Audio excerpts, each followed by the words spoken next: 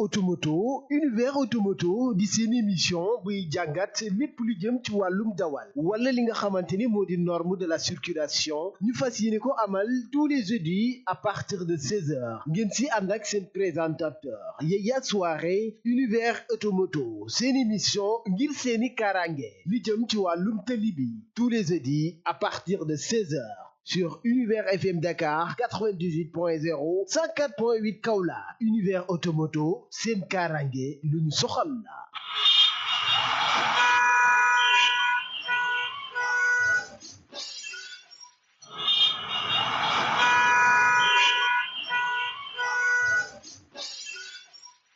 Univers Automoto di seen émission buy jàngat lépp lu jëm ci wàllum dawal wala li nga xamante ni moo di norme de la circulation ñu fas yéene ko amal tous les jeudis à partir de 16h ngeen si ànd ak seen présentateur Yaya Soirée Univers Automoto seen émission ngir seeni karange li jëm ci wàllum tali bi tous les jeudis à partir de 16h sur Univers FM Dakar 98.0 104.8 Kaolack Univers Automoto seen kaaraange lu ñu soxal la.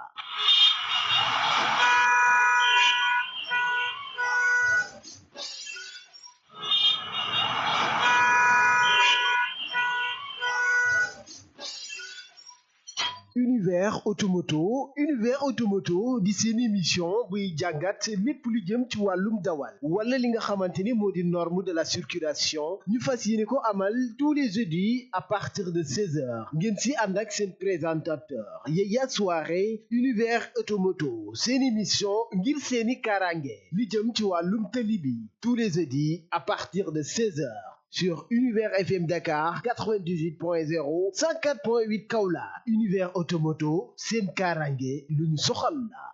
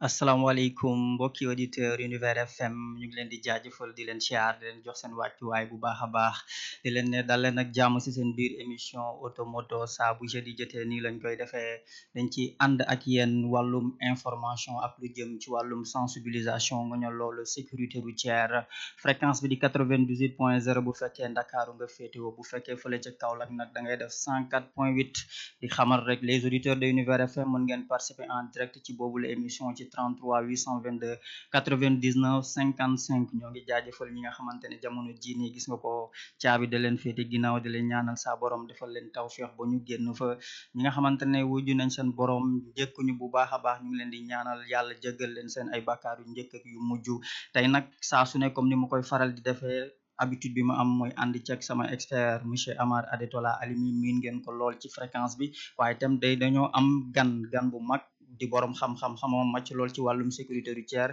di président bi nga xamante ne moo jiite lii di ange de la route di monsieur Bouba Sagna tey moom lañ am fii gan xam naa ci kanam incha allah dana dugg présenté wu dañuy bàyyi rek monsieur Alimi saafontek yow saafontek yéen auditeurs yi bu baax a baax laataa ñuy dugg ci waxtaan bi. Merci monsieur Soirée di rafetlu encore une fois de plus invitation bi muy wane fi nga ma teg ak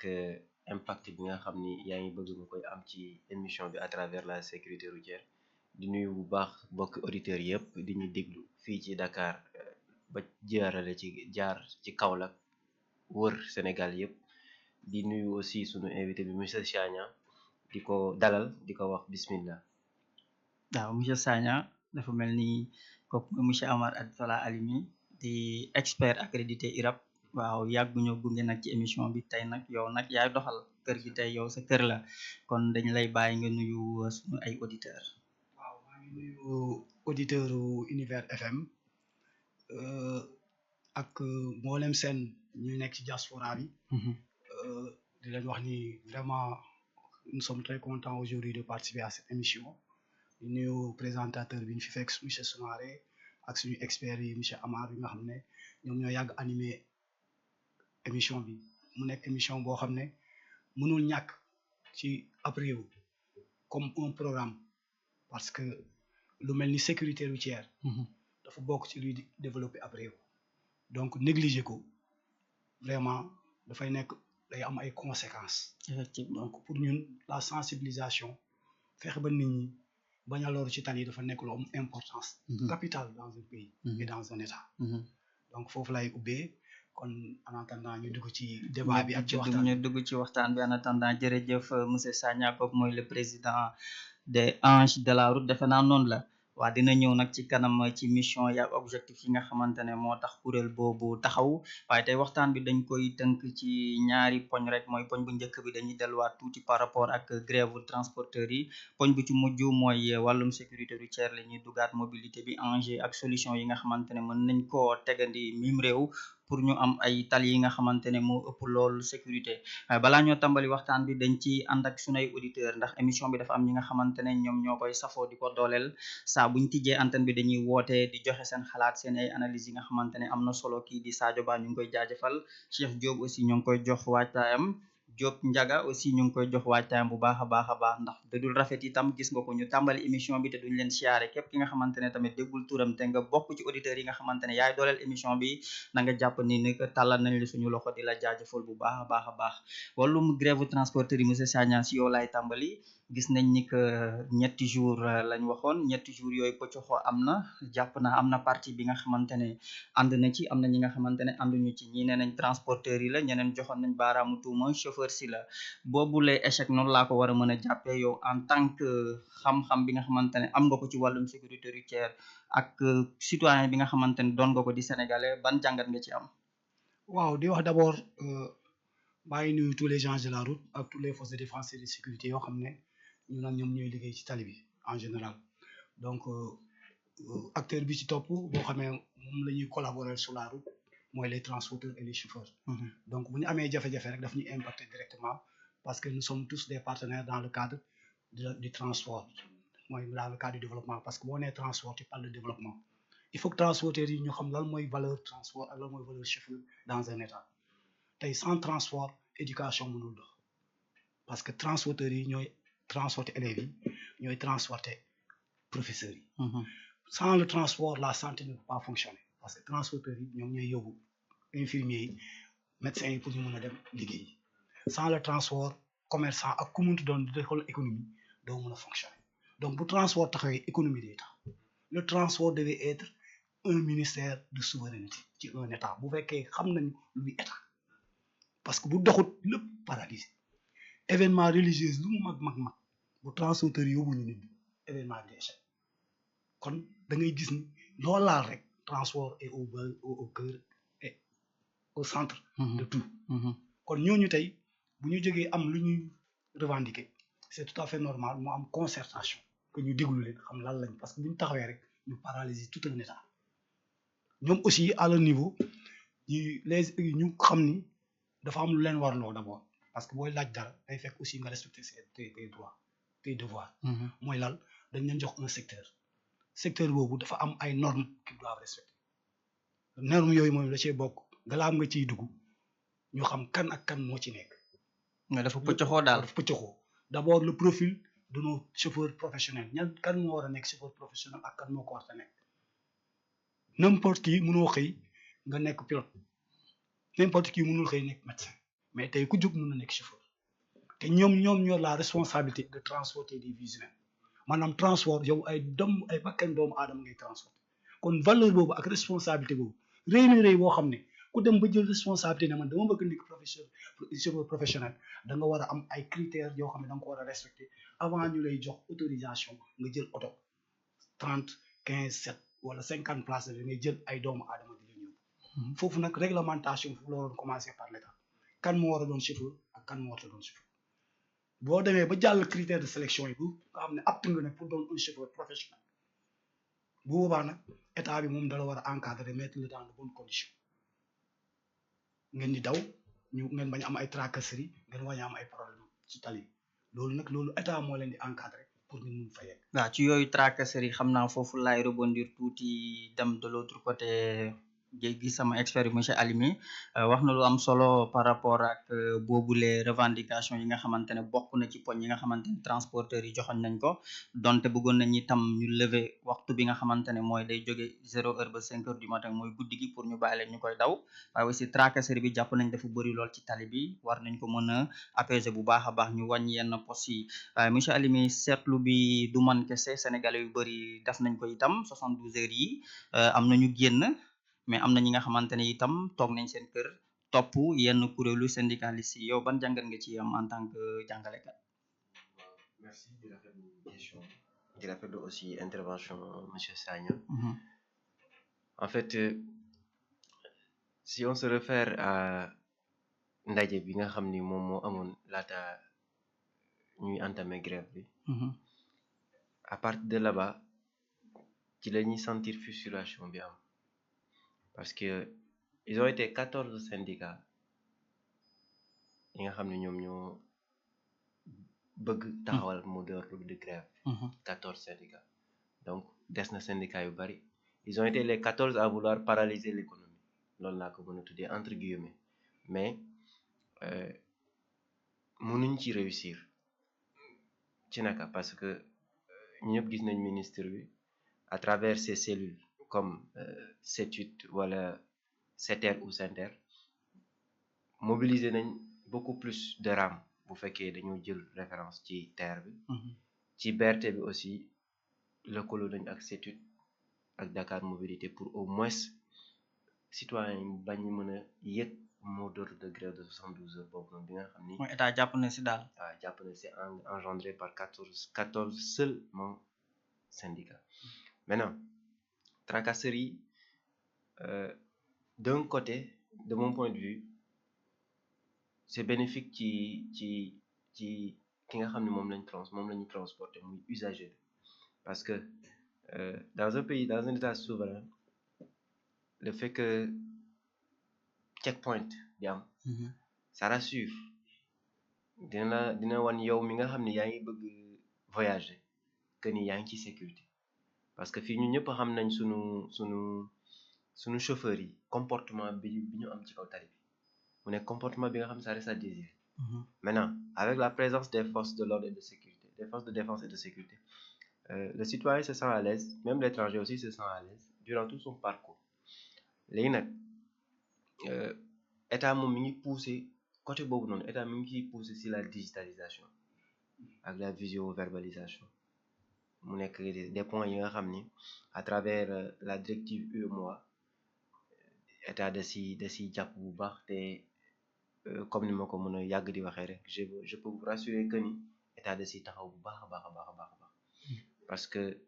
secteur transport bi lu jara xoolaat la lu jara xoolaat la. daa jaxasoo parce que ku ci nekk am nga si benn poids bi nga xam ne ngi nekk sa xol. est-ce que jotul itam ma laaj leen ngeen ànd ci tontu bi jotul itam état jël ay dispositifs yi nga xamante ne même bu ñu jëlul li gën a bëri ci transport bi une partie légale bi nga xamante ne tey bu ñu ko sokkatoowee moom ko rek citoyens yi mën nañ souffler tuuti ndax ak lu ñu mën a wax rek essence bi gasoil bi jot naa wàññeeku waaye taxaw seetlu ba ñuy def ba léegi ñoom jotuñoo wàññi benn ticket. mooy li ma wax rek c'est-à-dire c'est au Sénégal comme en Afrique le secteur des transports dañ ko délaissé. C'est-à-dire un état mooy li mu wax waru bàyyi un tel secteur aussi stratégique mu am anarchie mu am du n'importe quoi mooy lii saa wax léegi nii donc il faut état gën ci dugal comme organiser ko heureusement que ñu am tey BRT am TER am leneen mais bu fi nekkoon boo xoolee jamono yooyu ñoom ñu daan grève dafa daan impact bu mag dafa daan métti ci nit ñi donc état xaw na anticiper foofu te war nañ gën a góorgóorlu pour ñoom seen moyen de transport yi ñu gën ko yokk mais secteur bii ni nga xam ne ñoom ñoo ko jox ay nit boo jëlee déjà léegi au niveau des gares routières boo fa demee da ngay gis benn anarchie bu fa am dans tous les gares donc foofu ñoom ñoo waroon veiller à ce que mu am entretien mu am une bonne organisation parce que seen kër la toute la journée fi li ñuy passé ci gare bi mu ëpp li ñuy passé feneen donc foofu ñoom dañu waroon veiller à ce que ça soit très organisé déjà moo tax ma ne avant ñoom ñuy laaj ay dara na ñoom nañu respecter d'abord état li mu leen bàyyi loolu mooy ñoo xam ni dañ leen responsabiliser un truc mais ñoom ñoo war a fulaal loolu ñoŋal ko ba nga xam ne ku ñëw da leen di ñëwee ci loolu mais malheureusement tey kenn doo am sa doom mu ne la bëgg naa nekk transporteur te pourtant da ngay sa doom mu ne bëgg naa nekk mbër mais lan moo tax mu ñu sa doo demoon di def benn kii sondage doo gis ko la ku bëgg a nekk chauffeur wala loolu alors que c'est un métier noble effectivement très important dans un état donc organiser ko dafa jot ils ont laissé yenn structures yi de manière xam nga ñoom jàpp nañu tamit ñenn ñi chauffeurs yi wala yenn transporteurs yi nga xamante ne jotoon nañ keroog dugg ci émission bi ñu bëri wax nañ ni que mooy organisation boobu ngay wax dama la ciy appuyer jàpp nañ ni que am na ñi nga xamante ne dañoo ñëw ni cëppax ci biir secteur bi moomuñu ko xamuñu ko wala këyit yi tax tey jii nii ñu def ko ameewuñ ko te ñu leen di seetaan te état waroon na say jóg waaw c'est moom on a c'est-à-dire foofu l'organisation état bu ko organiser accompagner ko mu xam kan mu xam j'ai dit tout à l'heure kan moo war a nekk chauffeur professionnel pour transport ak kan moo ko war a nekk bu fekkee nit ku ne da ngay ñëw commencé di raxas oto jékki-jékki dem passé permis am sa benn nijaay bu nekk bitim réew mu jëndal la benn bus wala benn nga dawal yow doo transporteur ñooñu ay businessman la alors que dafa am ñoo xam ne ñooñu seen traite la ne seen waajur moo ci nekkoon ñoom ñu lang jaar xam dem ba mokkal ñu commencé di dawal ñooñu pour ñu def choc en général c'est très rare nga gis leen ko waaw donc foofu la yëf yi commencé donc organisation bi mooy au niveau de ñi war a xëy dugg ci métier bi te moomuñ ci te ñoo ñu ci bokkul nag ñoom ñooy problème mooy ay mënoo xëy nga ne yow ay clando ngay dégg clando foo ko dégg war gaynde maa ngi leen di nuyu sama gars yi c'est une somme arrêté mais bu ñu demee ba bëgg ko def nañu formaliser wu donc état na leen accompagner parce que le moyen de transport doyul parce que en Afrique lañu nekk tey bu ñëpp dawee lu tee dañuy da ngay romb ci arrêt yi nit ñaa ngi taxaw di rang donc pour répondre à ça ñoom képp ku ci dem ba jël responsabilité di transport ay nit na xam ne ay bakkan doomu aadama lay transporter de ce norme état na teg ay normes ku ci nekk jaar ci bu fekkee licence nga soxla nga dem uti licence bu fekkee agrément boo ko amul doo def transport da nga war dem uti agrément état nag teg ay processus yoo xam ne avant nit ki muy jot agrément wala licence bi mu jaar ci tout un processus processus bi mooy du permis rek dafa am ay test psychotechnique boo xam ne da nga koy defal chauffeur parce que dama ne chauffeur comme pilote laa koy jàppee man valeur boobu laa leen jox donc nous te le système de transport mooy système bu gën a dangereux système yëpp kon système bu mel noonu képp ku ci évoluer dafa laaj benn formation dafa laaj benn comportement dafa laaj toute organisation boo xam ne bu ko am loolu muy jur situation yi mel nii donc ñoom seen bopp ils doivent être acceptés que état bi accompagne leen encadré et je pense que bañuñu ko mais il suffit que l'état puisse mettre le cadre organisation et formel pour accompagner ñi ci bokkul état moom rek moo am sañ-sañ ne yow yaa ci bokk kii bokku ci benn chauffeur mënul tere kenn xëy di def transport kan moo ko régulariser c'est l'état donc c'est l'état moo fexe ñoo xam ne bokkuñ ci transport bi mu fexe xool nu mu leen di encadrer bu fekkee il a un problème de déficit pour transporter les populations naka la leen di réintégrer ci biir transport bi mais à condition qu'il se formalise que il soit encadré boobaa duñu am benn problème ak ñeneen chauffeur par rapport ak formalisation bi foofu laay ñëw rebondir ak monsieur Alimi ndax monsieur Sagna wax na lu am solo foog ñu formaliser leen xool ba xam kan mooy chauffeur kuy transporteur ak keneen ku nekk ñu xam ban responsabilité tey jii nii nga endossé ci boobule secteur ndax loolu bu amul rek pëcc xool lay doon te ñoom itam ñu ngi koy jàmbat bu baax a baax ndax li koy firndeel itam ba ñu yëkkatee boobule mot d'ordre bëgg teg grève bi tey jii ñetti fan yi waaye am na ñi nga xamante ne boo toppee actualité ak information yi nu muy évoluer sur les réseaux sociaux ak yenn chaînes yi nga xamante ne mu ngi ci réew mi une partie noonu laa ko mën a waxee topp nañ ci mot d'ordre ba am ñi nga xamante ne newuñu ci ñoo ngi ci seen liggéey nekk ci seen waar ndax boobule situation itam monsieur Alimi du bokk ci li nga xamante ne dana affaiblir seeni ay revendications ci kanamu état. waaw comme ni ma ko waxee woon rek du tous les syndicats ñoom ñoo pare woon pour def grève maintenant léegi nag dislocation boobu noonu li koy indi mooy état bi dafa jóg pour accompagner syndicalistes yi nanguwul bokk ci grève à travers le déploiement des FDS ci kaw tali bi pour au moins ñu mën leen assurer seen liggéey parce que des fois nga gis borom bus wala borom taxi bu bëgg liggéey yeneen mbokk transporteur yi bu ko xañ loolu moom moo tax état jéem nañ sécuriser ci point boobu beneen bi ci des mooy dafay difficile ak jamono fu mu toll chauffeur wala receveur mu nangu bàyyi 3 jours de recette mooy xaajaloo bi am xaajaloo bi jamono la xaajaloo bi am seen biir si syndicat yi jamono la ñii dañuy daw dépense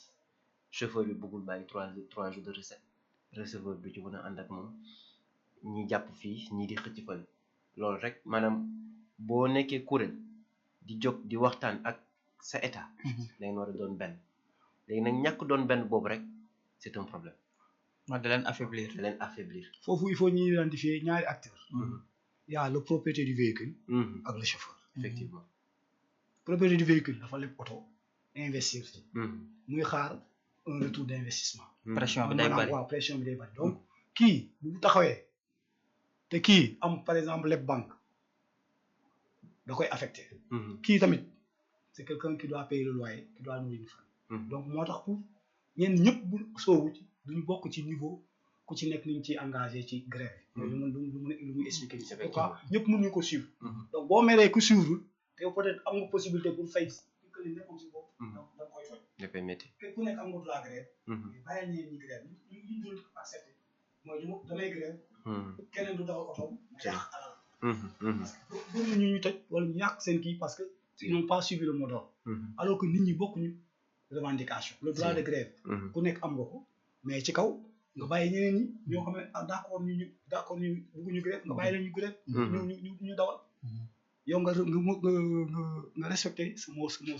mot d'ordre foofu nag mooy li muy wax ni man je ne suis pas d'accord damay grève yëpp dañu ma war a topp ku mu toppul ma yàq alal loolu aussi je ne comprends pas sa morom chauffeur noo ko yàqale tey koo taj alalam mu gaare pendant des fan yaa ngi loolu sa morom chauffeur te koo xam ne tey il a ses enfants qui doivent aller à l'école mu war a nourrir une famille ñun ñëpp xam nañ Afrique mu dem donc ñoom ñëw benn secteur boo xam ne dafa sensible donc loolu laa amoon peut-être pour dolli ci sawaay développement bi ma daan wax merci ma ñëw ci wàllum chauffeur professionnel bi nga doon wax parce que comme ni ko sunu auditeurs yi ak internautes yi waxee woon ci émission bale passé mu nekk ay borom xam-xam yàgg ci transport ku ci mel ni Baye Ndiaga Diop macha allah ak Serigne Sadio ak ñeneen ñi nga xam ne intervenir nañ Cheikh Kébé Serigne Cheikh maa ngi koy ziar bu baax ñoom ñëpp benn point de chute bi ñu amandoo mooy formation bi chauffeur bi war a am ku ci mel ni Baye Ndiaga moom son intervention dafa ma marqué xam nga ci naka parce que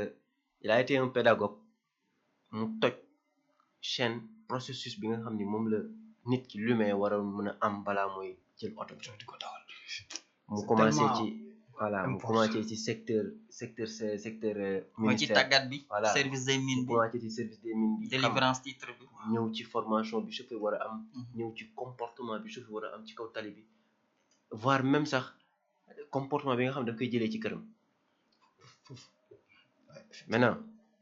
bu ma nee le problème va se régler xam naa ñu bëri dinañ mën a ci naka mais ça va se régler parce que comme que suñu kuréel bi nga xam ne moo di UEMOA à travers sa directive 15 maanaam teg na ay établissement de formation yi nga xam c'est obligatoire pour tous les états membres l'état du Sénégal dina ci ñëw ci lu yàggul dara mu teg tamit des critères de formation bi nga xam ne chauffeur bi moom la war a am laataa moo am permis laataa moo def sax examen dañ koy saytu psychose am psychologie am sa biologie yooyu yëpp dañ koy xool ci critères yi la bokk léegi nag xam-xamam dooree ñëw ci loi yeeg règlement yi les lois les règlements la signalisation les règles de conduite balaa xam-xam boobu ñu koy jéem a tester ci moom psychose am day ñëw sa biologie sa physiologie yooyu yëpp dañuy jéem a xam nit ki boppam léegi nag critères yooyu noonu si ça se présente du ma ne ñëpp duñu am permis de waaye dina néew examen permis de conduire am sur l'étendue du territoire national 50 personnes jàll ci wax naa ko tey amaana ñu bëri bu ñu ma déggee dina leen xaw a defee reetaan mais dina néew pourcentage de passage au permis bi mu bari d'ici quelques mois wala d'ici une année biir Sénégal donc loolu la monsieur Alimi indi par rapport ak boobule laaj di fàttali rek sunu ay auditeurs bu fekkee yéen a ngi ñuy door a dab ci fréquence bi 98.0 na ngi ci biir Univers FM seen émission automoto te nag ma am ñaari gan monsieur Bouba Sagna di président des Anges de la route ak monsieur Amara Detola Alimi di expert accrédité IRAP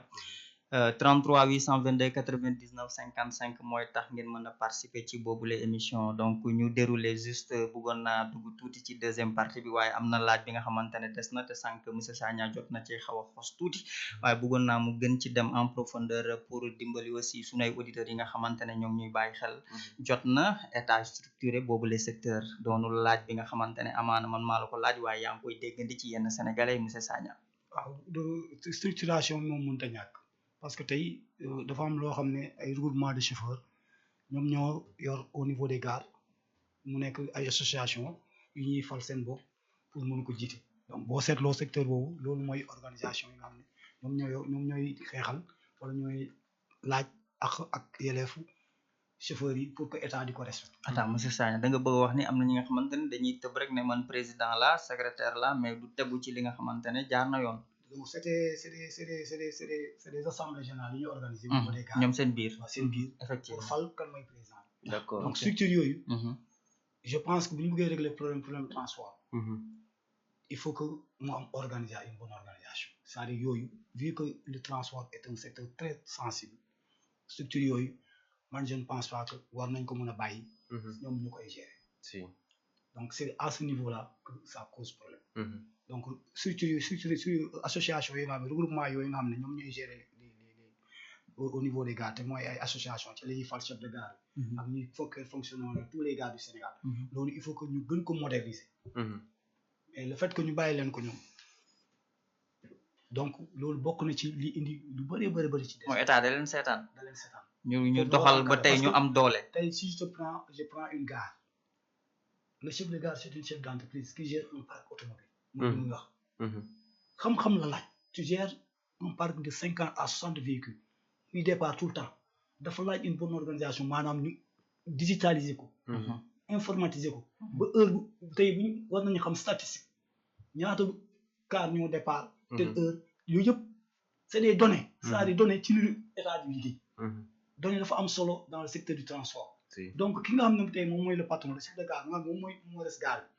donc moom tey kooku il doit être outillé il doit être formé en informatique war na am bureau lépp loo xam ne il doit le centraliser war na xam kan mooy chauffeur ci gare bi ak kan moo fi nekkul chauffeur bu départ amee tey dem bu oto bi amee problème normalement tous les clients doivent faire des véhicules d'essence parce que xam nga ñaata nit ñooy faatu ñu suul leen xamuñu seen i bopp parce que identification dafa am importance dans ce secteur il faut ñu identifier les secteurs soit identifié gare bu ci nekk war na identifier les membres de sa gare nga xam ne gare bu ci nekk war na identifier les chauffeurs de sa gare tey est-ce que tey bu ñu posé woon tey benn gare par exemple ñu ne gaaru Colobane yan acteurs ñoo fa nekk comme chauffeur tey l'État doit avoir un fichier boo xam ne c'est centralisé entre le fichier du ministère des Transports ministère de l'Intérieur et du ministère des Forces armées à travers la gendarmerie nga xam ne tey bu ñu jëlee kenn donnéem rek bu ñu ko dugalee rek war nañ xam ban gaar la bokk loolu mooy organisation bi c'est un processus kii lu muy wax ne il faut que ñu tendre vers ça il faut qu'il soit très organisé organisation ensuite bu ñëm foofu dans le cadre de la formation bi ñuy wax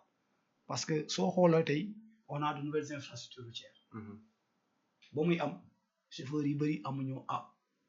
amoon nañ permis ba pare donc bi ñu leen di former ils n'ont pas été formés à l'utilisation des nouvelles infrastructures routières mooy les autoroutes et les voies donc kooku am na lu ko rëcc looy def mooy da nga koy defal mise à niveau ak recyclage pour mu xam naka lay utiliser ces voies express parce que comportement bi ci route nationale bokkul ak ci autoroute donc il faut mooy li ma xam-xam dafay amaat il faut ñu renforcer leen seeni compétences xamalaat leen te loolu foo ko mën def mooy au niveau des gares ngay dem defal une mise à niveau ak recyclage par rapport pour ñu adapté wu par rapport aux nouvelles infrastructures routières parce que tali yi dañu évoluer oto yi di évoluer mais doomu aadama yi buy utiliser oto bi ak tali bi dafa war a évoluer ci wàllum formation pour mu adapté wu loolu mooy tax tali bi moo mën a jaar ci voilà donc monsieur Sagna intervention bi amatina solo bu baax a baax mooy tey jii nii mooy infrastructure bi ci bu demee ba tey jii nii mu am yenn progression comme ni nga ko waxee autoroute ak route nationale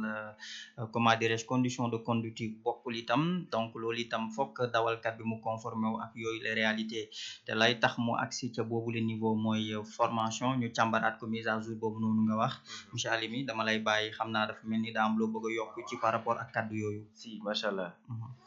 ni mu ko développé moom maanaam rafetlu ak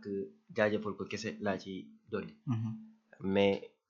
fu mu daanee rek fa laay yëkkati parce que comme ni mu wax tali yi dañuy évoluer oto yi di évoluer mais l'humain dafa stagné moom. doomu aadama bi daal yombul ci formation bu précaire ba mu amoon. léegi buñ demee ba ni dañuy teg établissement d'enseignants établissement de formation bi nga xam ni dañuy topp directive UEMOA pour mën ko implanter sur tous les états membres. chauffeurs si di fa génne ñu leen fay defal des formations adéquates. bu boobaa correction dina am parce que bu ñu jëlee statistique bu 2025 850 morts lañu am ci suñuy tali avec plus de 2000 blessés graves mu nekk xayma bu bari maintenant ci yokkuteeku infrastructure nu muy gën a di xarañe tali di gën di baax di gën di yaatu oto yi tamit macha allah sama mbokk tubaab yi kenn demul ñu des façon oto bu ne ñu teg ko ci tali bi mais nit ki moom war na mën di càmbaraat xam-xamam kenn newul ni sax parce que fañ jëm mooy obligatoirement da ngay dem ñu defal la mise à niveau mais en dehors de ça yow mi nga xam ni dawal moo nekk sa métier war nga mën a toog nga am sa benn bout de papier bu ndaw bi nga xam ni yow yaa ci former sa bopp en fait. ay defaraat say mbir daal. voilà parce que ANASER bu demee ba def sondage gis ni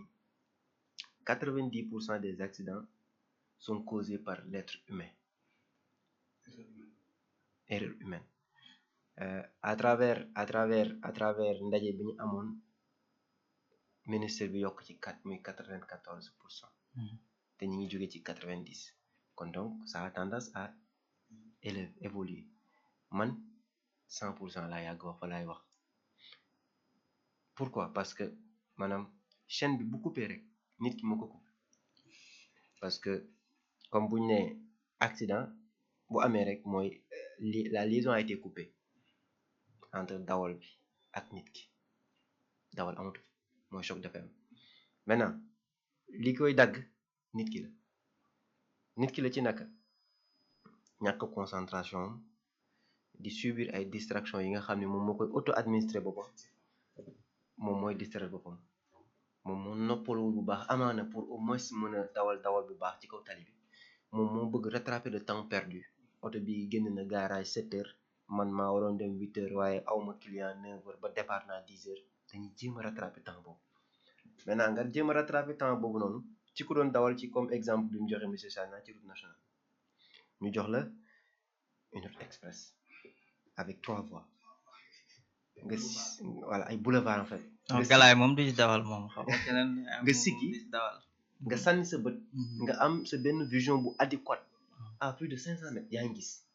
mu leer nañ comme ni ñu koy waxee tali bi tàllee ko ñaret mais kooku inconsciemment mais kooku il a quitté le point A pour se rendre vers le point B avec des cadavres sans le savoir jóge na fa mu jóge pour àgg ca destination avec des cadavres parce que pare na pour rey ñëpp sans le savoir à travers son comportement bi nga xam ni c'est pas adéquat ak responsabilité bu mu àndal voilà donc dafa mel ni monsieur Alimi tijji na deuxième partie émission bi biir Univers FM fréquence bi di 98.0 di ne rek Sadio Ba bu fekkee yaa ngi ñuy dégg mën ngaa dugg ci émission bi 33 822 99 55 deuxième partie bi moom enjeu la par rapport ak sécurité routière yi ak yan solution tey jii nii lañ war a mën a adopté ba accident yu bëri war a mën a wàññeeku mim réew donc foofu noonu damay dem directement ci monsieur Bouba Sagna di président des anges de la route dama koy laaj rek ange de la route moom maanaam mooy lan balaa ñoo ñëw ci mission yi. féliciter monsieur Amar parce que yàgg naa déglu des experts mais vraiment dafa mel ni allez-y. il a fait un film bi vraiment machallah. Donc par rapport aux accidents de la route ak sécurité donc on a ñetti choses yu am importance on a l'infrastructure routière dafa war a respecter ñaari yëf tali dafa war a respecter norme de sécurité ak norme confort mooy deux critères fondamentaux yoo xam ne tali da ko war a am bu ko amul respecté wul norme yi oto dafa war a respecter deux normes yooyu dafa war a am sécurité am confort nit ki moom mi nga xam ne moom mooy dugg ci oto bi tegu ci tali bi moom mooy la première personne boo xam ne dafa war a am formation am tout ce qui est adéquat avant mu mun a utiliser oto bi respecter tous les normes avant mu tegu ci tali bi aussi bi respecter tous les normes pour lépp jaar yoon boo amee accident rek am na ci biir ñetti ñi bu ci respecté wul benn norme mooy li mu wax sànq am cassure kon accident bu amee soit tali bi moo ko causé wala oto bi moo am défaillance wala nit ki moo def erreur moo tax bu incident amee dañu war a def étude accident bi am na lan moo ko causé bu fekkee infrastructure la ñu xool ci infrastructure fan moo am défaut bu mu indi lii effectivement mais dañuy pare jàll demee lii créé fii ci wàllum infrastructure mooy causé at beneen incident parce qu'on n'a pas pris le temps étudier ba xam ni fii am na erreur ñu corrigé ko ci autoroute bi am na zone yoo xam ne da nga jékki gis ni chaussée bi dafa am genre bosse te bosse boobu waru fa ne parce que auto bi dañ concevoir tali bi auto bi di daw lu bari mais sans que mu dajee benn obstacle suñu obstacle boobu bu dajee ak chauffeur boo xam ne sóoraale woo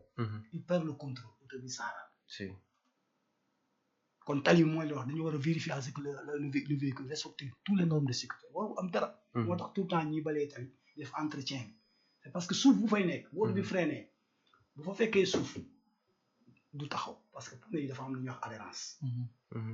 donc da ngay gis ni tali lépp lu ci war pour mu am sécurité dañ ci war a veiller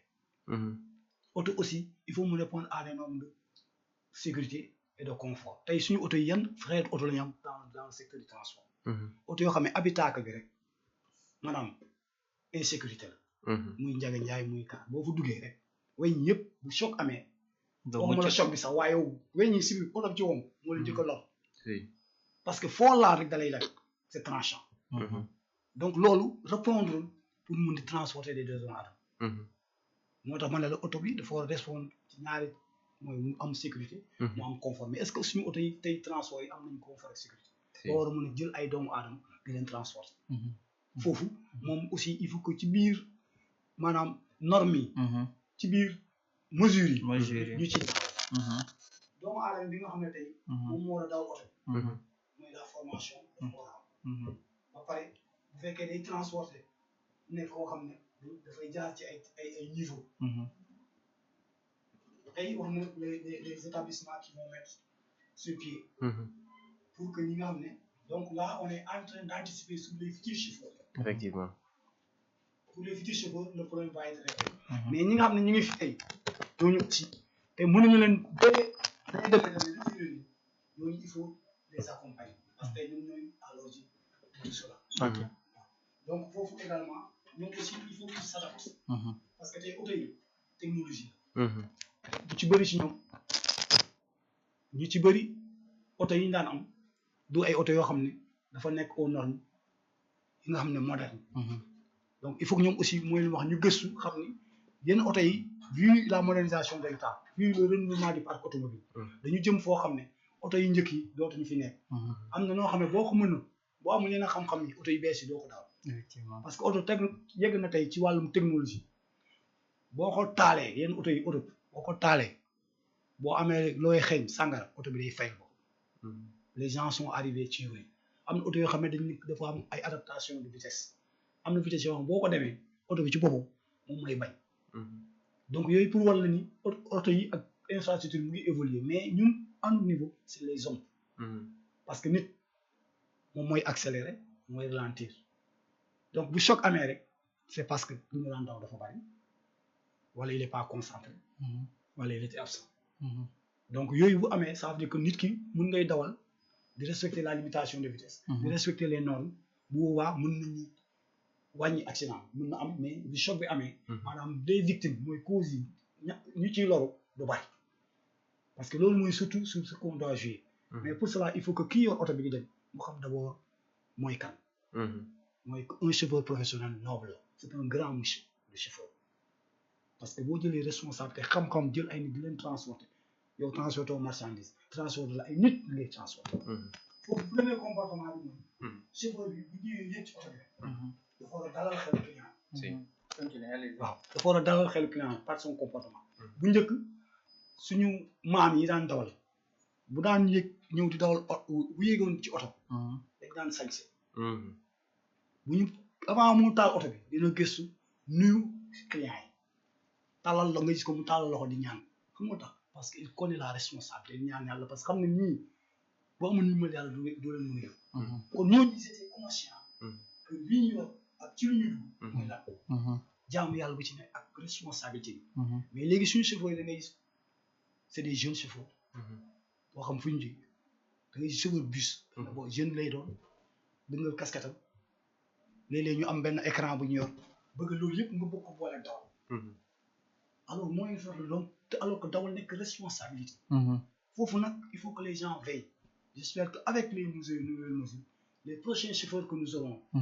ñoom ils seront des chauffeurs professionnels parce que mën ma comprendre ngay dawal bus dem dik am ay chauffeurs di dawal bus ñun yéen ñuy constaté lu am rek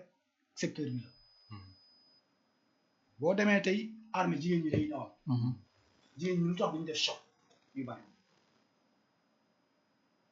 kon da ngay gis ni bu ñu defee comparaison il y a un problème mooy le problème de comportement ak li nga yor nga valoriser ko ba pare nga fonk ko parce que bu fekk parce que dem dik ils ont un centre de formation duñu xëy état bu xëy rek jox la bus armée duñu xëy rek jox la oto nga dawal seen chauffeurs yi c'est des gens yoo xam ne xam nañ sens responsabilité voilà léegi mën nañ rapidement avancer ci waxtaan bi monsieur Alimi loolu am na solo monsieur Sagna par rapport ak intervention bi encore une fois léegi lan nga jàpp ni que mooy les défis majeurs en termes de sécurité routière pour accident yi war a mën a wàññeeku bu baax a baax ci mim réew ndax souligné na léegi par rapport ak excès de vitesse comportement surtout loolu dépassement yu dangereux yi nga xamante ne dañ koy faral di seetlu surtout hors agglomération yow en tant que jàngalekat di expert accrédité IRAP ban lecture nga ñu ci indil Ouais, merci ci question bu nekk lu am solo di rafetlu aussi intervention monsieur Sagna di tijjee question bi ci importance bi mu jox responsabilité dawalkat bi ak maanaam entretien bu baax wala une bonne gestion de l'infrastructure bi nga xam ne au moins dina mën a permettre le matériel roulant pour ne pas dire le véhicule chauffeur bi mën ko conduire à ci benn melokaan bi nga xam ni moo nekk bu mucc ay maintenant défi majeur bi nga xam ni daf siy nekk bi nga xam ni moom mooy nekk le point phare day nekk parc automobile comme ni ma yàgg di wax rek mënuñ di wax ci sécurité routière du neex a dégg nag mais mënuñ di wax ci sécurité routière alors que sa tali da nga si am ay njaay kàllape je suis désolé c'est pas corrélable en fait ça rime pas mënoo wax ci vouloir sauver des vies ngay am ay carcasse ñi nga xam ne ñoom ñooy assurer le transport de tes citoyens c'est impossible vraiment mooy dafa xaw a réeroo quoi bokkul jëmukaay mënoo wax ci sécurité routière. mooy li nga bëgg ak li nga am voilà tey li nga am amaana loolu noonu mënu la permettre sa bëgg-bëgg boobu noonu nga yegg si su ma la déggee. jeex na tàkk parce que tey jii nii ku mel ni autoroute bi ñuy jaar pour dem aéroport damay bañ def pub moom ba mu demee ba xam ni yaa see maanaam ci taliam bari na ay accident yu faral di am dafa procéder à li ñuy wax l'élargissement des voies dafa élargir voies yi mooy tabaski daaw yi daf ko jëlee 2 yóbbu ko 3 maintenant résultat bi moo di cellule structure bi ñu naan IRAP programme international d'évaluation des routes daf leen féliciter teg ay statistiques parce que dañoo wàññi seen accident seen taux d'accident de 24% ci dolli bi ñu dolli benn voie ñu wàññi seen accident de 24% mu nekk li nga xam ni kon infrastructure bi bu respecter yenn normes le problème est quasi réglé. Maintenant même bu fekkee infrastructure dafa respecter yenn nombre yi mu atteindre ko à 100% nga am un parc automobile bi nga xam ne vraiment vétus mënul accompagner yow sa bëgg-bëgg dafay nekk problème. c'est impossible waay. léegi application loi bi tamit des. waaw mooy 3e niveau. voilà parce que fii les amendes forfaitaires dafa yomb. dafa yomb trop boo jëlee nit ku ñu sabo ci exemple bi may jël ci Grand ñu sabo la nga fay 1000 francs mais suba boo amul foo gaare da nga dem gaare foog fayat 1000 francs bu fekkee 1000 francs yomb na la maintenant léegi imagine si toutefois fi nga gaare baaxul wala nga gaare nga empiétiner trottoir buñ ci war a jaar nga xam ni cas de figure dañ koy gis lu bari ci axe BRT sens Guédiawaye bi marché jeudi jëm préfecture bu Guédiawaye oto yi dañuy gaare ba ñëw ba ci trottoir nga gaare foofu mais nit kiy dox fan lay dox BRT bi nga xam ça a été une prouesse très bien réfléchie à travers des experts yi nga xam ne dañ ko réussir haut la main réserver nit yi fu ñuy jaar nga am sécurité booy dox nga am sécurité booy jég nga am sécurité xam nga am say refuge benn oto du la mën a dara ba keroog ngay àgg fa nga jëm léegi nit ki yor oto bi moom bàyyi na tali bi mu ñëw si trottoir mu gaare fan ngay jaar mu nekk problème d'application de loi wala amende yu yomb yi léegi dernier point mu nekk l'urbanisation galopante bu Dakar mooy li ma yàgg wax Dakar dafa rëcc suñuy autorité ci nombre de personnes yi fi yeewu Dakar n'était pas fait pour cette population aussi chargée moo tax problème dafay am problème fooy gaare problème aménagement du territoire espace bu ndaw ñu soppi ko marché nga nangu marché yooyu noonu xuloo am xeex juddu du coup même nos autorités sax da ngeen di yërëm man arrivé à un point dama leen di yërëm ci gestion bi ñu war a def sur nos places pour gérer yenn secteurs pour gérer sur nos places publiques parce que dafa metti 3 points yooyu noonu mooy yi nga xam ni au moins ce sont des points yi nga xam ne bu ñu ko structuré non dinañ ci am résultat yu palpable yu visible à travers gestion bi nga xam dañ koy def ci aménagement du territoire pour Dakar bi à travers le durcissement des amendes te loolu ñu ngi ciy ñëw ci loi bi ñu war a promulguer et aussi lu jëm ci renouvellement parc automobile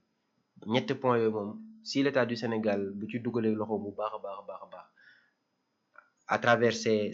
cellules et à travers aussi une nouvelle cellule bi nga xam ni c'est composé de 3 experts c'est un pôle d'expertise bi nga xam ni ils sont prêts pour aider l'état du Sénégal ce sont des experts accrédités yi nga xam ni fépp fu ñu dugal seen loxo ci bépp branche bu mu nekk ci secteur transport à savoir la CETUD l'ANASER l'AGEROUTE dinañ mën a soppi suñu xar kanamu infrastructure pour infrastructure mën a dalal un parc automobile nouveau bi nga xam ne dina permettre à tout un chacun mu bénéficier wu ci service transport bu Sénégal. monsieur Sagna loolu la Alimi wax par rapport ak ñetti points yi nga xamante ne soulevé na ko te déglu nga ko bu baax a baax ban analyse nga ciy indi. waaw bon par rapport ak les lois. Application de la loi. dans toute sa rigueur par rapport ak loolu. c'est justement amende yi. ci yenn domaines yi loolu yaakaar naa ne c'est primordial parce que dafa bokk ci luy dissuader effectivement te xam nga sénégalais mu gën a bañ du jàpp ko wala du xoot ko mais bu laal bul maanaam poso bu méttee rek day bàyyi waaw bu méttee bu yombee mu continuer di ko def waaw foofu nag moom foofu laa gën a foofu laay jaar sax nuyu sama grand Tidiane taximan la noonu lay def fu ko neex lay gaari grand boobu donc du yoon de waxal ak moom amande yi dañ ko ils sont obligés de durcir ça pour gën a dissuader les gens par rapport ak yenn stationnement yi nga xam ne c'est du n'importe quoi mais aussi par rapport ak yenn infraction yi aussi je pense que war nañu xoolaat les infractions là ñu relever at yenn amande yi parce que vu que accident yi dafa bari te ñi ciy loru dafa bari aussi l'État est obligé de prendre des mesures par rapport ak loolu donc il faut ñu revoiraat des amendes par rapport ak yenn infraction yi du koy def donc foofu muy beneen par rapport ak urbanisation li nga xam ne dafa ñuy échappé te ça c'est le gouvernement qui ñoom la loolu erreur boobu ñoom la incombe parce que foofu bu ñu demee ba yenn zone yi nekk gars yi transformé ko fu warul na nekk zone habitat ñu def ko ay zone habitat dem ba Dakar nekk surpeuplé ba tey boo xëyee heure boo jënd nga gis embouteillage se pose la question ban heure la nit ñi di liggéey ak ban heure lañ nekk ci tali effectivement booy ñëw Dakar heure boo jënd diggante Colobane ak ville tu as toutes les difficultés du monde heure bu ne nag alors que normalement embouteillage 8 heures la war am ak 16 heures de descente ñoo xam ni les gens dañuy wàcc moo tax moo am embouteillage mais à n'importe quelle heure tu sors tu as des difficultés boo jëlul moto pour nga ñëw à Dakar pour régler des courses wala des urgences tu es en retard si tu as des rendez-vous te loolu day impacter ci économie les embouteillages ça nous coûte des milliards sur notre économie donc loolu c'est parce que les gens n'ont pas réfléchi sur l'urbanisation donc benn bi ci biir régler le problème de mobilité encore parce que wax nga ko il faut que ñu décentraliser yenn services yi nga xam ne dañ ko concentrer yëpp parce que day permettre nit ñi bu ñu xëyee di jënd dem côté Diamniadio ak yooyu c'est déjà quelque aménagement bi foofu baax na parce que y a des ministères ay sphères yu ñu transformé foofu mais yeneen structures yu bëri aussi pour man dañ ko war a gën a jéem waaw pour désengorger un peu Dakar mu libéré mu suuf la dafa xat quoi pëccëxoo bi dafa métti pëccëxoo bi dafa bëri ku xëy fii ngay xëy si même pour les commerçants bu ñu xëyee il faut ñu ñëw fii pour dem alors que je pense que yenn marché yi sax war nañ ko mën a délocaliser mu jël pour permettre ñu respecter un peu la libre circulation au niveau de Dakar donc enjeu yi c'est là mooy il faut que ñu xool d'ici 10 ans 15 ans ñaata nit ñu war a nekk Sénégal donc les statistiques sont importantes à Dakar combien on aura dans 10 ans dans 5 ans est-ce que cette population là dinañ mën a vivre à Dakar est-ce qu'on pourra se déplacer loolu moom il faut que ñu bàyyi ko xel dans 10 ans dans 5 ans est-ce qu'on pourra se déplacer à Dakar avec des véhicules on sera obligé de réfléchir série A daw lundi série B daw vendredi ñu koy def noonu parce que bu ñu ko defut les gens ne pourront pas se déplacer donc loolu dafa bokk ci les défis majeurs yi nga xam ne moo ñuy xaar beneen bi par rapport à la sécurité routière contrairement ci dëkk tubaab bi fu ñu rawee mooy ñoom dafa am lu ñuy ne l'éducation routière effectivement en milieu scolaire ñoom nit ki duñu bàyyi ba nga doon mag ñu lay tàggat ne pano baa ngi nii pano baa ngi nii rek casque nga war a sol di def ñoom ba ngay nekk école lañ lay koy tàggat xamal ni vélo boo koy dawal sax nga war a sol casque avant nga yegg ci moto foofu la ñu rawee moo tax ñoom seeni population ak seeni citoyen dañuy fekk déjà ñu inculquer leen loolu mu nekk ay réflexes naturels chez eux tey c'est un défi parce que je ne peux pas comprendre bu ñuy wax waxu sécurité routière le ministère de l'éducation nationale bokkul ci au cœur mooy wax parce que moom mooy former doomu aadama chauffeur boo gis fenn la jaar daara war a école donc ñaari secteurs yooyu foofu dañu fa war a am ay programme pour gàttandu les futurs chauffeurs de demain pour les préparer ba nga xam ne dans 10 ans bu ñu amee 7 ans dans 10 ans bu ñu am 22 ans wala 17 ans c'est des citoyens modèles ce sera des futurs chauffeurs yoo xam ne dinañ mën a comporter wu bu baax ci biir infrastructure waaw kuréel boobu nga jiite di Ange de la route yéen jéegu ngeen ci def par rapport à cette sensibilisation waaw ñun on fait la sensibilisation au niveau des établissements scolaires muy éducation routière en milieu scolaire initiation au code de la route xamal leen yenn utilité passerelle passage piéton yi comment il doit se comporter ak lan mooy importance su casque war ko sol donc c'est un programme en milieu scolaire léegi au niveau des transporteurs dañuy def lu ñuy wax recyclage ak mise à niveau au niveau des gares routières dañ fay wàcc xool on a travaillé beaucoup de gares routières pendant que ñenn ñi nekk yabaguñu ñu def genre atelier mettre la mise à niveau xamal leen parce que man ñun on travaille sur l'autoroute à péage depuis 2012 waaw ay partenaires Eiffage lañu donc on est dans l'entretien on est dans la gestion circulation ak ñun donc vu que gis nañu difficulté yi gars yi daan am on a très compris que ñii kenn préparé wu leen ci infrastructure routière foofu aussi état dafa waroon anticiper donc ñun ci biir mission bi pour accompagner ces chauffeurs là parce que boo ko defut dañuy lor nit ki lu mu xamul mënu ko respecter. boo nee gars yi respecté leen autoroute waroo ci gaare waroo paan di dépanner parce que voie express boo paanee da ngay droite ci BAU bi taal sa feu de détresse am na numéro vert nga woote ñoom am nañu ay véhicules buy ñëw baliser la maanaam sécuriser sa oto tegal la ay cône de balisage sécuriser ko. après ñu woo auto dépannage bi mu ñëw jël développé ko mais parce que dafa am ñoo xam ne dañuy bëgg a dépanner fekkee da nga crevé oto buy ñëw ah yenn allure yi mën na la bañ gis bëri na ñoo xam ne ci panne di dépanner lu auto fekk si parce que foofu warloo ko fa def c'est interdit remorquage ci auto def c'est interdit mooy lu mu wax dafa am yoo xam ne te ñoom xamuñu ko parce que bi ñuy am permis di génn foofu laa doon ñëw sax comment se fait nga am permis ba noppi xam nga ne ci autoroute bi yii ni ngay expliquer yow dawalkat bi xamoo yooyu dafa xaw a doy waar insécurité totale la waaw foofu moom day yegg si ci centre de formation yi saa bi ñun fii ñan ñooy former suñu chauffeur damay am fit ubbi sama auto école est-ce que au niveau des auto école respecté nañ norme agrément pour former ay doomu aadama bu ñu defoon tey recensement auto école te teg ko ci norme ñu bëri nañ tëj seen auto école parce que norme bi ngay am ak règle yi nga war a am pour ubbi tey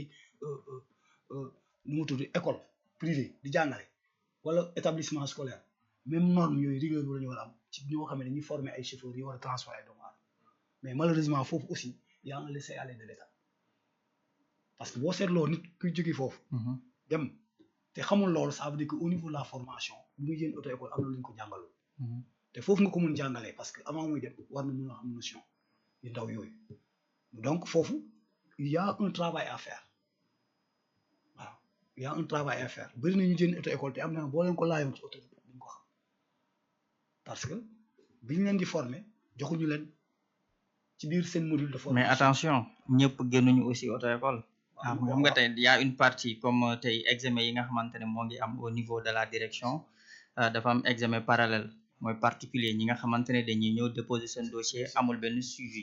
dañuy def seen ay examen code kenn du leen suivre ñu def seen examen conduite kenn du leen suivre donc kooku noonu boo amee permis xamoo permis transport la am xamoo permis particulier yor ko ci xoo ci biir tali bi donc s'il y a accident munoo def benn évaluation totale nga ne ko manque de formation bi nga xamante ne moom la jëlee ci auto école bi fan laay d'accord avec cette réflexion bu demee ba tey jii ni ñu na 100% auto école obligatoire bi nga xamante ne moo ngi ci texte yi am yaakaar ni que dinañ ko adopté mu nekk en vigueur ñu commencé di ko jëfandikoo bu baax a baax loolu noonu bu amoon ci mim réew par exemple ñu leen képp ku am permis génn rek ci auto école la génnee bu boobaa bu amee yenn doxali ni mën nañ ne structure bi war nañ xool ay taxawaayam war nañ xool tey jii ni jàngalekatam yi naka la ñuy jàngalee le contenu de la formation anam bi nga xamante ne moom la ñuy teg ci loxo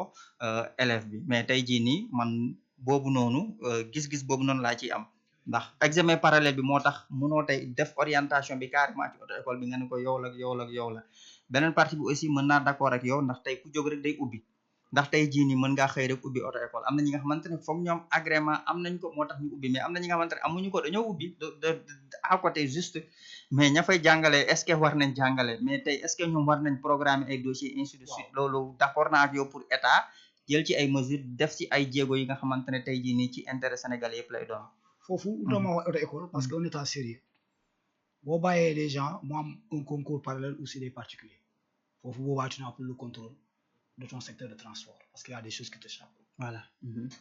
foofu erreur wees bu gënu ko rëy loolu moom dans un état organisé et sérieux loolu war a fa mën a am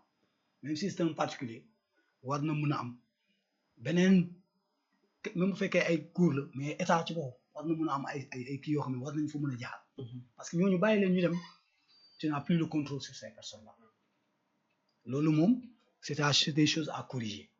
nit ku bu bëggee dem ba dawal da nga koy ne ku bëgg a dawal fii nga war a jaar mooy li mu wax il faut que les mesures gars yi ñu teg ko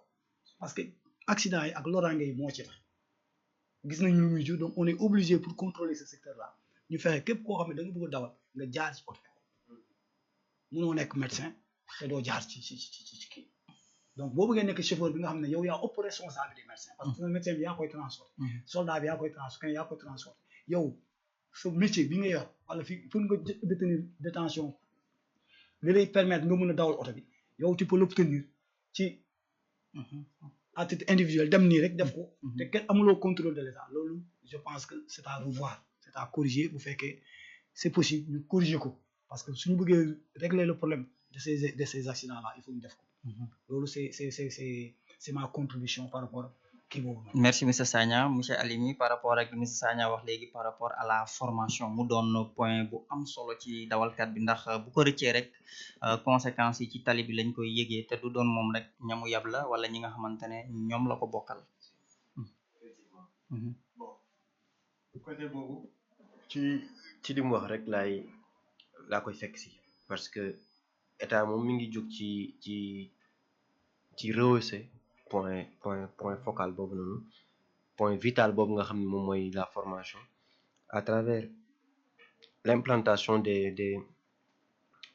établissements destinés à la conduite destinés à la formation. foofu dinaa dugalaat benn kii nga yóbbaale ko kañ la examen moniteur nga ci am Sénégal. yàgg na te pourtant ñu ngi formé ay nit. kon ñu leen di formé fa lañ jógee. yàgg na trop. dama la koy joxaale comme en tant que expert. effectivement ci formation bi. maintenant am nañ yaakaar bu baax que ni macha allah d'ici moins de 2 ans examen moniteur dina am à travers la directive imposée par l'UEMOA. maintenant ceci dit ci directive yooyu noonu foofu la ñuy sukkandiku pour mën a implanter des établissements yi nga xam ne ñoom ñooy former ñi nekk ci auto école yi. du yem kese ci former chauffeur bi déedéet ñoom établissement yooyu noonu day former ñii ne ci auto école yi parce que auto école obligatoire lañ jëm dans moins de 2 ans examen moniteur lañ jëm dans moins de 2 ans loolu c'est quelque chose de déjà acté avec l'État du Sénégal à travers toutes ses ramifications. Maintenant bu ñu tegee yooyu yëpp teg auto école obligatoire pour revenir ci li ngeen doon wax dara bu amee auto école du mën a rëcc parce que à travers auto école boobu noonu foofu la chauffeur bi def problème chauffeur bi def accident wala chauffeur bi incident bi ci ki mu jógee foofu la jaar moo tax ma naan pourquoi pas sax même ak auto école obligatoire bi ci sa permis de conduire ñu mën see mentionné ban auto école nga génne ban auto école moo la délivrer moo la jafal formation. Il peut y avoir benn attestation bi nga xam ne nga présenter service des mines ok mais bu ñuy produire permis bi ñu def ci ban auto école nga génne nga xam ni y aura pas de chercher à midi à 14 heures une fois le permis pris wala scanné automatiquement l'agent wala le service compétent sera à travers soit les gouverneurs les préfets ku yor sa permis dina xam ban structure nga jógee léegi nag ñuy mener seen enquête interne à travers structure bi nga xam ne foofu nga defee sa formation sans pour autant leur dire quelque chose. nga xam ni arrivé à un certain temps wala arrivé à un moment wala tamit sondage bi wala enquête bi bu fekkee dafa arrivé à son terme ñoom ñu mën a jóg def seen déplacement dem seeti auto école boobu ne ko durant toute l'année accident di am 60 wala 70% ñi ko def sa structure lañ jóge ñan ñooy say formateur quelle est la formation bi nga xam moom lañ suivre ba jug taxaw que ni ñoom mën nañ joxe xam-xam bu boobaa da ngay interroger la personne bi nga xam ne moom moo nekkoon instituteur am personne ba nga xam ni moom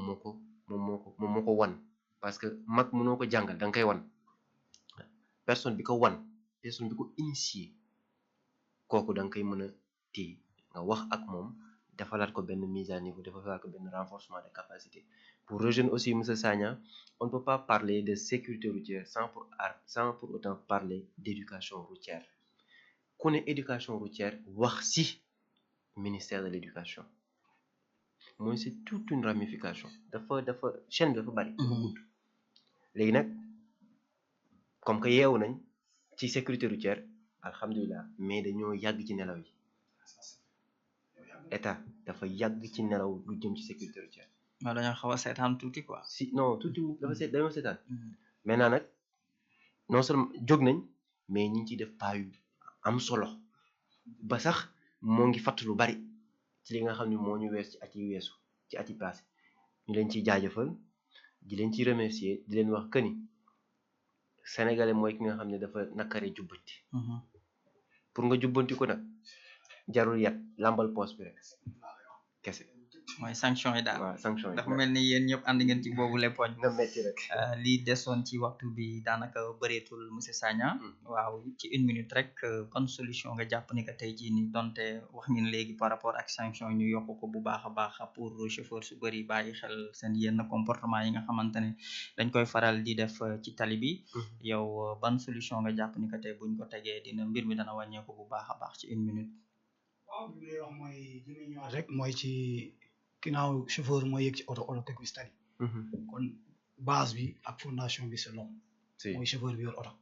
kon kooku bu fekkee chauffeur professionnel ku jël responsabilité ne man transporter ay doomu aadama lañ kooku moom permis bi muy am warul nekk lu yam parce que bac ak BFM sa moo gën a difficile permis de conduire te permis c'est permis pour la vie en général c'est le permis pour la vie ki koy yor dafa war a jaar ci tout ay processus dafa war a am ay kii muy war a jàll am ni koy délivrer pour le chauffeur professionnel surtout koo xam ne moom bus la war a dawal wala car ne moom transport en commun moom mooy métier waaw kooku moom waruñu ko négliger loolu comme ils sont en train de faire des efforts ay jéego ñu ngi koy teg mais nañ ko gën a organiser waaw foofu nañ ko gën a organiser beneen bi au niveau des gares aussi ñu xool ni ñuy fexe ba renforcer ñi fa nekk yor la gestion des parcs automobiles parce que information dana beneen di naa lancer un appel par rapport ak passerelles yi de pompier ba Thiaroye Sips tous ces passerelles là amul benn bu ci baax ñu jëm ci JOJ yi nga mel ni un état wala accueillir ay étrangers ñu ñëw gis ni yow sa infrastructure routière yi nga xam ne pour sécurité askan bi la sax amuloo ko loolu sax du daal xel gan yow nga passerelle yoo xam ne c'est ñoo danger lañ